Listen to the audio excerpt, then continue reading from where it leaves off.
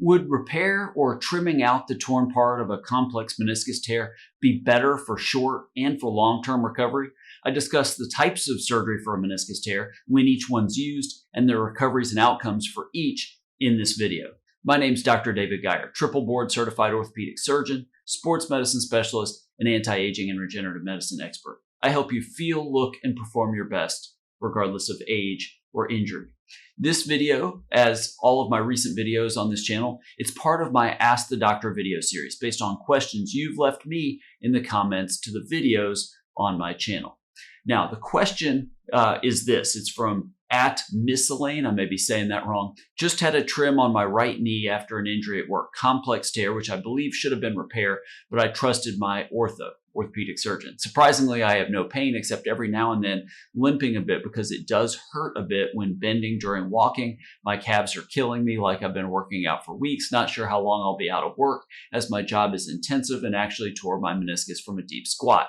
Hoping to get better soon. Okay, that is a very good question. And before I get into the specifics of it, please remember I am not giving medical advice in this video or any video on my channel. This is meant for information and educational purposes only. Now, first of all, let's talk about what a complex meniscus tear is. So the meniscus, you remember, is a C-shaped shock absorber. There can be linear tears, horizontal or vertical tears, what we call longitudinal tears. Those longitudinal or vertical tears, very often you can sew back together with stitches. Tears that go into the meniscus, what's called a radial tear, a lot of times those cannot be repaired.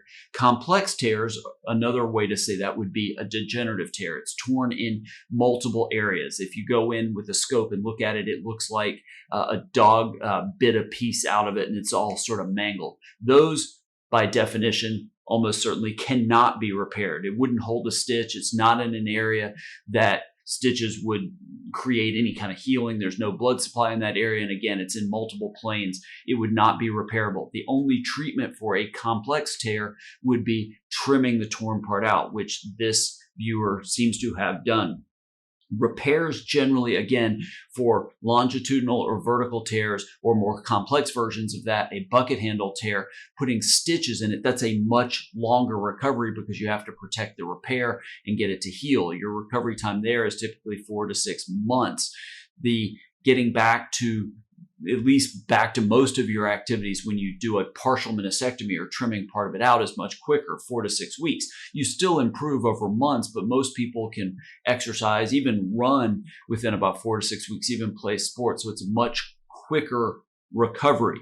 Long term, though, the question is when you trim part of that out, is it is a little bit more likely to lead to long-term arthritis, wear and tear of the articular cartilage, and overall degenerative changes in the knee and arthritis changes. You don't have any control over that because, again, it's largely dictated over the type of tear, not based on if the surgeon wanted to repair it. If it was up to us, we'd repair all meniscus tears, but the vast majority of them, like these complex tears, are not amenable to repair and you have to trim part of it out. Okay, if you want a copy of my ebook, The Arthritis Solution, you can get it free by clicking the link in the description below this video. If you have an orthopedic injury and you want to hear about options other than surgery, other than cortisone shots, also there's a link for that. Click that link in the description under this video, fill out the contact form, and you can schedule an appointment. Also, I'd love to hear about your experience with your injury, meniscus tear or otherwise. Leave those in the comments below. Just understand, if you leave a question in the comments, like I did here, I can't offer you medical advice, but I might answer your question in a future video.